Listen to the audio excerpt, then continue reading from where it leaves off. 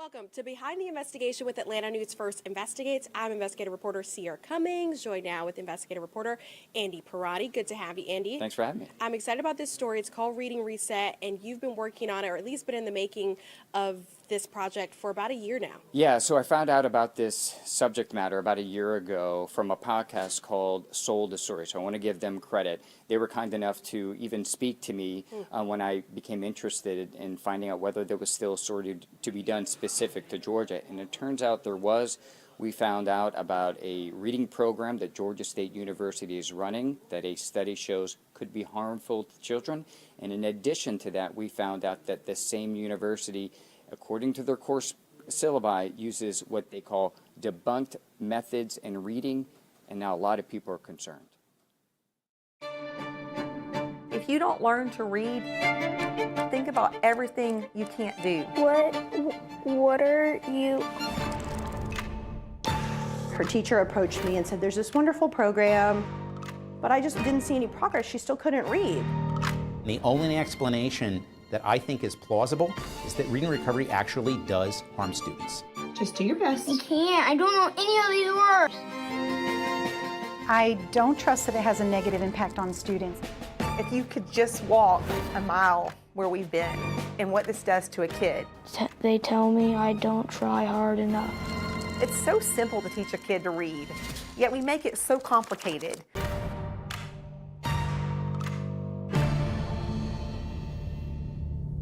Hi, I'm investigative reporter Andy Pierrotti.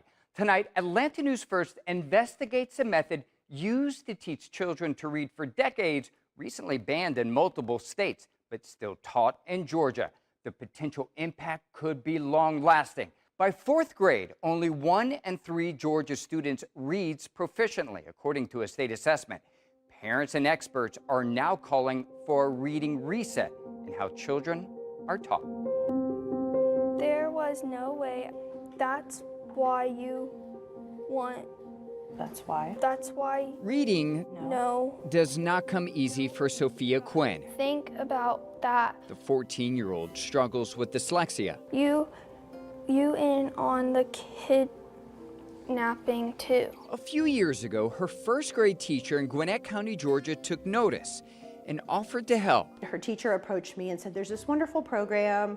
We select one kid from each class, the bottom of the reading level. It's one-on-one. They're going to try and help her. It sounded like a godsend. Yeah, I felt like, oh, they're rolling out the red carpet for me. This is going to be great. I was so thankful. After 20 weeks in the program, Sophia's reading did not improve. What's the cheapest pet you got? It seemed to be getting worse. And what frustrated her mother the most, the school called her daughter a success story and suggested passing her on to the next grade. I felt like they felt I should be celebratory, like, oh my gosh, thank you. But I just didn't see any progress. She still couldn't read. So now all the alarms are going off, and I'm expressing my frustration with how are we passing her, but she can't read. A-V. This is Matthew Purcell. He was in the same reading program as Sophia. Whenever I do my best. A few months into it, his mother, Missy, noticed something strange. She says while Matthew was reading at home, she saw him guessing words using pictures on the page, not sounding the words out. Third grade, level D. Missy is a former school teacher herself. Most of the time when he was reading, he was looking at the words and then the pictures, words, pictures, words, pictures. So he was reading pictures. He was being cued by the pictures. What Missy is talking about is a reading method called 3 cueing. It's a theory where kids are encouraged to only sample the letters and the words in the text, relying mostly on prediction and context for comprehension. For example, a child may be shown a page with this picture and text.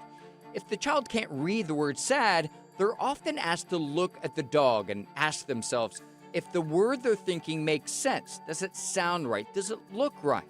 Some experts believe cueing doesn't put enough emphasis on phonics, sounding out words. I remember it was kind of hard and stressful because they told me to guess and look at the pictures to spell the words and stuff. Problems with reading and frustration lingered after leaving the program. Can't read it. Here's Matthew about 4 years later. Just do your best. I can't. I don't know any of these words. The program Matthew and Sophia were enrolled in is called Reading Recovery. It's one-on-one instruction for the lowest performing students in first grade struggling to read. Does that make sense? This is video of a reading recovery teacher in Kentucky posted on YouTube 9 years ago. The teacher repeatedly stops the child from sounding out words. Why are you doing that? Quit doing that. Quit. You can't sound out. I don't know why you started doing that. Stop doing that. Stop. Once hailed as one of the most effective intervention models used in Georgia and across the country for decades, an Atlanta News First investigation uncovered evidence reading recovery could be harmful to children. The findings were not in the direction that reading recovery expected. Henry May is a professor at the University of Delaware. Reading Recovery asked him to conduct the largest study of its program ever, tracking thousands of students in multiple states over 13 years. Last year, he published his results, showing the short-term impact to students largely positive. But then, It wasn't until we looked at the kids' outcomes years later, when they reached 3rd and 4th grade, that we saw that the results had completely flipped, and that the differences between the students who received reading recovery and the comparison group that did not, the reading recovery kids were actually worse off. There was a negative impact of reading recovery. If you have something that has research that shows that it is harmful, not only just not beneficial, but harmful to children, it should be banned. while at least 19 states have banned 3Qing or walked away from reading recovery over the past few years, an Atlanta News First investigation uncovered Georgia State University continues to use it, running a training center for teachers to learn reading recovery methods to bring back to the classroom. Since 2023, school districts in 5 states, including Georgia, had paid the university $243,000 for the instruction. I said I wasn't gonna get emotional today, but it actually literally makes me sad. If you could just walk a mile where we've been and what this does to a kid, who's gonna tell their parents that those kids and those systems drew the short straw? Who's gonna tell them that their school has chosen to train teachers in a method that we have evidence that shows not only does it not work, but it hurts kids? Is Georgia State University missing the boat on this? No, Georgia State's not missing the boat. Dr. Caitlin Dooley is the chair of the university's Department of Early Childhood and Elementary Education. She does not believe reading recovery harms children, pointing to previous studies that have shown positive results. It's been around for a long time. It has a strong scientific background, and so we are offering it when it's in demand. And there are still districts that are requesting that we provide that training, and we believe that it works. The Reading Recovery Council of North America, which develops the curriculum, and Dr. Dooley both tell Atlanta News First investigates they consider Professor May's study flawed, pointing out that 75% of its original participants dropped out. And then there was also no evidence of what we call dosage, which is the amount of intervention that kids got. So they could have had 1 lesson with reading recovery, or they could have had 50 lessons. We don't know from the way this study was written up. Professor May says he and his team anticipated those critiques. And we actually collected and then conducted sensitivity analyses to figure out whether or not those criticisms even held water. And it turned out that they don't. That no matter how we analyze the data, and no matter what other data we bring to bear, there is no denying that we see a negative impact of reading recovery. And the only explanation that I think is plausible is that reading recovery actually does harm students. The criticism of Georgia State University doesn't stop with its Reading Recovery Training Center. A national education policy group says there are flaws with its elementary bachelor program, which prepares future teachers for the classroom. Last year, the National Council on Teacher Quality published this report after researching ways future teachers were trained in reading instruction. It gave 191 college programs in 44 states a failing grade. Georgia State University is one of them, in part because it found evidence of 3Qing and other methods it calls contrary practices in its course syllabi. Heather Pesky is the organization's president. And the reason that we call them contrary practices, Andy, is because they run counter to the science. So these are instructional techniques that have actually been debunked by the science. Techniques that, in fact, are not good for kids in learning to read. And the consequences to students is? The consequence to students is it wastes their time. It can be harmful to them in learning to read. And ultimately, it means that the teachers aren't successful. And that's a big part of the reason why in Georgia right now, only 1 in 3 fourth graders is reading proficiently. Yeah, we don't put a lot of stock into the NCTQ report. Why? We think it's a very incomplete and inaccurate way of looking at the quality of our instruction. They have historically been a gotcha organization, and we believe that the quality of our instruction is very good. While Dr. Dooley says GSU doesn't teach the 3Qing method, she also claims she's not sure what it is. I guess I'm just surprised that you don't know what 3Qing is, and states have banned it across the country. I would say that it's because the term itself has been morphed into something that has no basis in the scientific research. When I see headlines like that, I think you're banning pretty much everything. Are we saying that kids shouldn't have pictures in their books? It doesn't make any sense. I'm trying to get to the bottom. Education systems in Georgia and across the country undergoing a reading reset of their curriculum. Why does all of this matter? We've got children across the state who are products of a failed intervention. While some institutions hold on to long-time controversial teaching practices. The reading recovery community has taken our results and simply dismissed them, and they have elected not to change and improve their program. And that, to me, is really disappointing. You can't change what you don't know, but now that you do know, let's change and do what's best. Just do the right thing. Like, these are kids. Georgia school districts are in the process of implementing a state-mandated reading curriculum referred to as the science of reading. It distances itself from the 3Qing teaching method, but it doesn't ban it. One state that did, Ohio, where reading recovery is based. In Georgia, reading recovery is still a state-approved early intervention program for struggling first graders. To learn which school districts in the state have invested in reading recovery over the past 2 years, go to this story on AtlantaNewsFirst.com. Thanks for watching Atlanta News First Investigates. This is really impactful. You feel every second of it. Just even watch and listen to the kids not be able to read. Your heart just really breaks for those families. What have lawmakers said about this? So I haven't spoken to any lawmakers, but I've spoken to a few policymakers that definitely have influence on literacy in Georgia. And after the story aired, I got a text from the chairperson of the Georgia Council on Literacy. It was an organization, an entity created in 2003.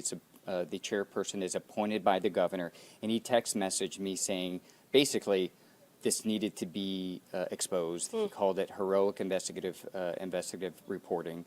And I actually got off the phone with him a short time ago, and we're going to chat a little bit more about this issue, in particular about what the state is doing to move forward. So last year they passed a law mandating a set of curriculum called the science of reading. It's supposed to be evidence-based.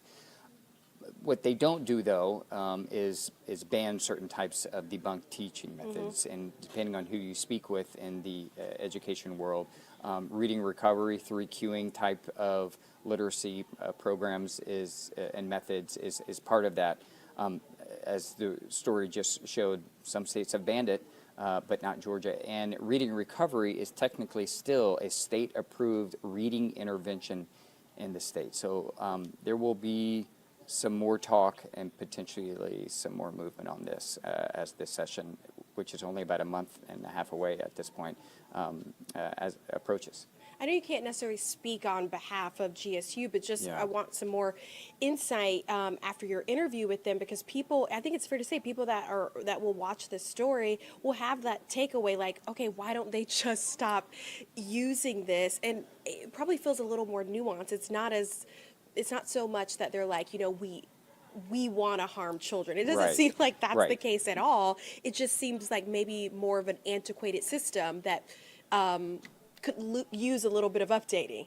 I want to give credit to Dr. Caitlin Dooley, the chairperson of that education department at Georgia State University, who sat down with us.